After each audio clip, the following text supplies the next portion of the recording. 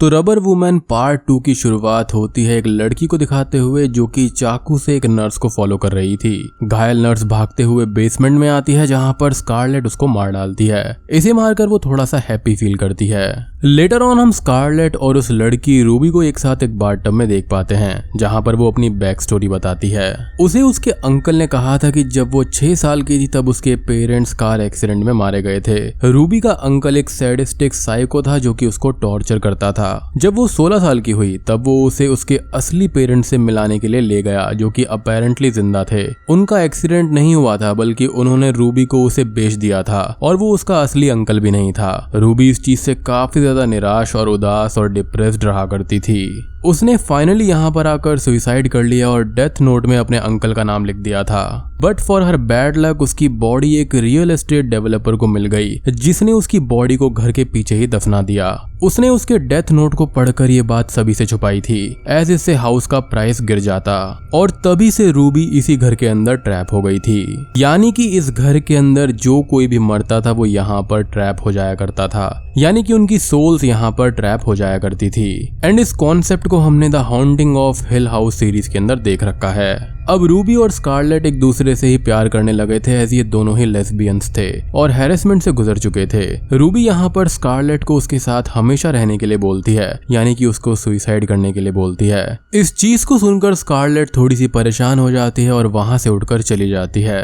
अगले दिन पुलिस इस हॉन्टेड हाउस पर आकर ट्रॉय और माइकल से बात करने लगते हैं। माया और उसके 3 दोस्त अब काफी टाइम से मिसिंग थे। पुलिस ये कहती है कि उन्होंने माया का इंस्टाग्राम चेक किया था, उसकी लोकेशन के मुताबिक उनका आखिरी लोकेशन यहीं पर था।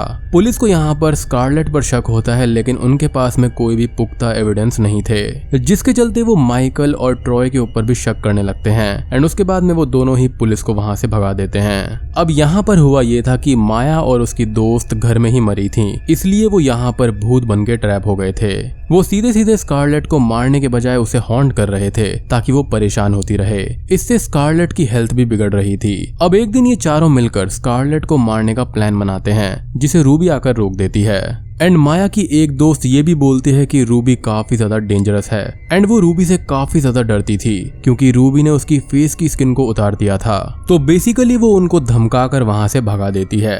अब अगले दिन स्कारलेट, माइकल और ट्रॉय को डॉक्टर ग्रैंट के साथ हम थेरेपी सेशन करते हुए देख पाते हैं। एंड आखिरी एपिसोड में मैंने आपको बताया था कि डॉक्टर ग्रैंट यहाँ पर अचानक से कैसे आ गई, तो उसकी सोल भी यहाँ पर ट्रैप हो गई थी।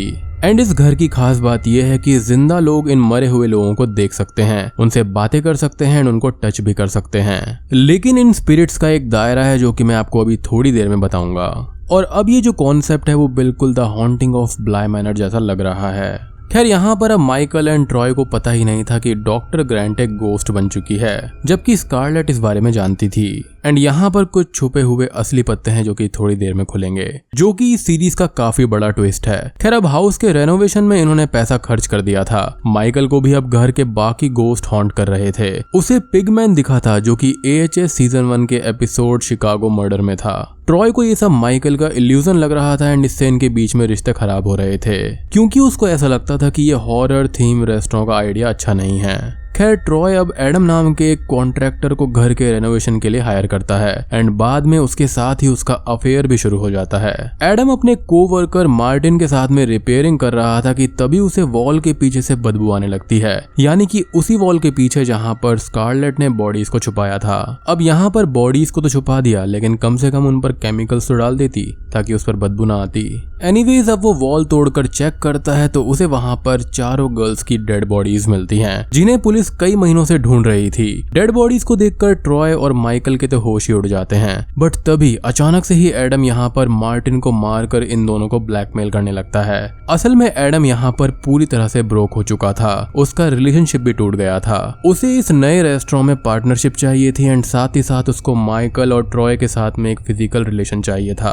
और तभी वहां पर माइकल को ट्रॉय और एडम के बीच के अफेयर के बारे में भी पता चल जाता है। अब वो गुस्से में एडम को पकड़कर घर से बाहर धकेलने लगता है, लेकिन तभी रबरमैन आकर एडम को चाकू से मार डालता है। ये दोनों इसे देखकर घर से भागने लगते हैं एंड रास्ते में इन्हें बाकी गोस्ट भी दिखाई देते हैं। अब जैसे ही ये दोनों घर के बाहर जाने लगते हैं, फौरन ही घर के अंदर खींचे चले आते हैं, यानी कि ये दोनों भी घर के अंदर ट्रैप हो गए थे एज ये दोनों मारे जा चुके थे। जी हाँ, लेटर ऑन हमको एक फ्लैशबैक दिखाया जाता है जहाँ पर ये दोनों इंटीमेट हो रहे थे। तभी वहाँ पर रूबी इन दोनों के कमरे में आ जाती है और उन दोनों को मार डालती है। एज यहाँ पर रूबी को ये लग रहा था कि वो स्कारलेट को सुसाइड करने से रोक सकते थे। अब ट्रॉय और माइकल को ये सुनकर शॉक लगता है, एज उनको याद ही नहीं था कि वो मरे कैसे थे। तभी इस पर डॉक्टर ग्रैंट ये बात बोलती है कि वो यहाँ के एक और डॉक्टर से मिली है जिनका नाम है बेन हरमन, जो कि रेफरेंस है AHS के सीजन 1 का। उनका कहना था कि वो दोनों मिलकर इस घर के बारे में एक किताब लिख रहे हैं। जी हाँ, अब भूत भी किताब लिखते हैं। खैर, इस पूरे फिनोमेना के बारे में वो ये कहते हैं कि ये कोपिंग मैकेनिज्म है ब्रेन का, जहाँ पर दिमाग इस घर के अंदर वायलेंट मेमोरीज को मिटाने की कोशिश करता है और इसलिए ही उनको अपनी मौत के बारे में कुछ भी याद नहीं था। इनफैक्ट डॉक्टर ग्रैंट को भी इस बारे में शायद उन्हीं डॉक्टर ने बताया होगा।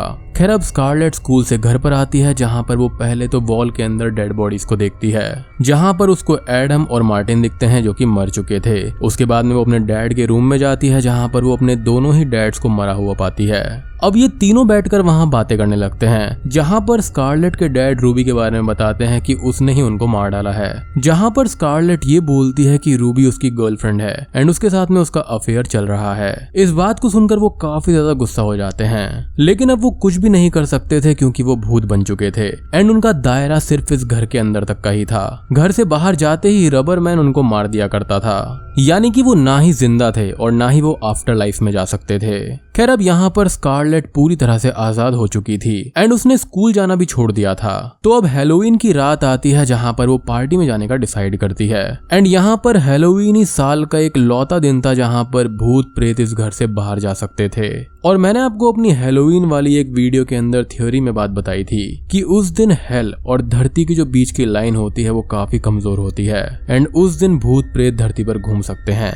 तो उसी कॉन्सेप्ट का यहाँ पर इस्तेमाल हुआ है। तो उस दिन इस घर के अंदर जितने भी भूत थे वो बाहर जा सकते थे। अब रूबी भी स्कारलेट के साथ पार्टी में जाने का डिसाइड करती है और स्कारलेट वही रबर सूट पहनकर बाहर जाती है। अब इस चीज को एक अच्छा मौका समझकर माया एंड उसके दोस्त स्कारलेट को घर से बाहर मार डालने का प्लान बनाते हैं। एज वो बाहर मारी जाएगी तो वो परमानेंटली मर जाएगी एंड उसकी स्पिरिट कहीं पर भी कैद नहीं होगी। खैर, अब हैलोवीन पार्टी में स्कूल के सभी किड्स आए हुए थे, वहाँ पर शांति भी थी। स्कारलेट शांति को रूबी से इंट्रोड्यूस करवाती है, जहाँ पर रूबी उससे काफी रूड बिहेव करती है एंड यहाँ पर शांति स्कारलेट से दूर भाग रही थी एज वो मनी मन में जानती थी कि स्कारलेट ने ही चारों लड़कियों को मारा है।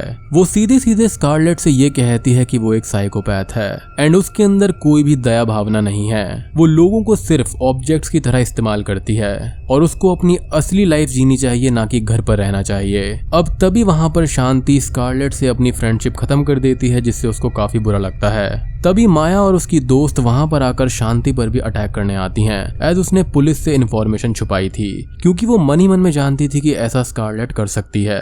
तभी यहाँ पर रूबी आकर शांति को बचाती है एंड उससे सॉरी बोलती है। वो उसको सारी की सारी भूत वाली कहानी बताती है कि हुआ क्या है, जिसे सुनकर शांति रूबी को सेल्फिश बोलती है। उसका कहना था कि स्कारलेट को उसे फ्री कर देना चाहिए अगर वो उससे सच में प्यार करती है। माया की एक फ्रेंड थी निकोल, जो कि गोस्ट यहाँ पर थी, यानी कि वो इसी गैंग का हिस्सा थी। पार्टी में अब वो अपने बॉयफ्रेंड से मिलती है and Maya and gang Scarlett को पार्टी में नहीं मार पाते और सभी लोग वापस घर पर आ जाते हैं। अब यहाँ पर सुबह होने लगती है और घर के ही सामने स्कारलेट को शांति के सारे शब्द समझ आ गए थे कि उसे ट्रीटमेंट की जरूरत है एंड वो इस तरह से लाइफ नहीं जी सकती। वो माया एंड गैंग से सॉरी बोलती है। तभी यहाँ पर माया उसे माफ कर देती है और वो ये बोलती है कि कम से कम वो अब बूढ़ी नहीं होगी। यहाँ पर स्कारलेट रूबी से सुसाइड ना करने की बात करती है, जिसे रूबी फाइनली समझ जाती है। स्कारलेट अपने डैड्स को अब गुड बाय कहकर घर से बाहर चली जाती है। निकोल अब अपने बॉयफ्रेंड से पुलिस को इन्फॉर्म करने के लिए बोलती है और ये कहती है कि वो पुलिस को रूबी का नाम ले दे कि रूबी ने उनको मारा है। तभी अब 10 महीने बीत जाते हैं और हम स्कारलेट को एक कार के अंदर किसी के घर के सामने बैठा हुआ देखते हैं। वहां से वो हॉन्टेड हाउस में कॉल करती है एंड अपेरेंटली गोस्ट इस घर के अंदर फोन पर बात कर सकते थे। यहाँ पर स्कारलेट के दोनों ही डैड सभी गर्ल्स के साथ में खुश थे। वो उनके लिए खाना बनाते थे एंड उनका ध्यान रखते थे, जो कि उन्होंने स्कारलेट के साथ में कभी नहीं किया। इस चीज को सुनकर स्कारलेट थोड़ी सी जेलस होने लगती है। खैर रूबी भी अब सीरियल किलर से चेंज होकर एक नॉर्मल इंसान बन गई थी, लेकिन स्कारलेट ने सिर्फ उसको नॉर्मली बात करने के लिए फोन नहीं किया था। वो रूबी से ये कहती है कि उसने उसके अंकल को ढूंढ निकाला है एंड लेटर ऑन हम ये देखते हैं कि स्कारलेट उस आदमी को रबर सूट पहनकर मार डालती है। एंड अंत में हम ये देख पाते हैं कि हर साल हैलोवीन के दिन स्कारलेट हॉन्टेड हाउस को विजिट करती है और boom, the rubber women episode यहीं पर खत्म हो जाता है। तो दोस्तों ये थी American horror story spin off के पहले एपिसोड की कहानी, यानी कि रबर वुमेन की कहानी। एंड मुझे पर्सनली ये दोनों एपिसोड्स ठीक लगे। एंड ऑब्वियसली यहाँ पर थोड़ी बहुत शॉर्ट कमिंग्स तो थी, लेकिन यहाँ पर the haunting of hill house and ब्लाय manner के कॉन्सेप्ट का इस्तेमाल किया गया है। और अगर आप इसको ओरिजिनल AHS से कंपेयर करेंगे तो आपको ये थोड़ा सा वीक लगेगा। खैर अब मैं अमेरिकन हॉरर स्टोरीज के स्पिन ऑफ के सारे एपिसोड्स को तो एक्सप्लेन करूंगा ही, लेकिन अगर आप चाहते हैं कि मैं ओरिजिनल अमेरिकन हॉरर स्टोरीज यानी कि सीजन 1 से लेकर सीजन 9 को एक्सप्लेन करूं तो मुझे बता देना। आप कमेंट में बस AHS लिख देना, मैं समझ जाऊंगा। तो जैसे ही इंडिपेंडेंट एपिसोड्स रिलीज होते रहेंगे मैं आपको एक्सप्लेन करता रहूंगा। एंड आपको एक ही दिन में ये 2 वीडियोस का कॉन्सेप्ट कैसा लगा? अगर आपको लगता है कि ये अच्छा है तो मैं इसको कंटिन्यू कर सकता हूँ। लाइक आपको रोज की 2 वीडियोस मिल जाएंगी। तो इसी बात पर एक लाइक कर देना, सब्सक्राइब कर देना। तो मैं आपको मिलता हूँ अगली वीडियो के साथ में, तब तक के लिए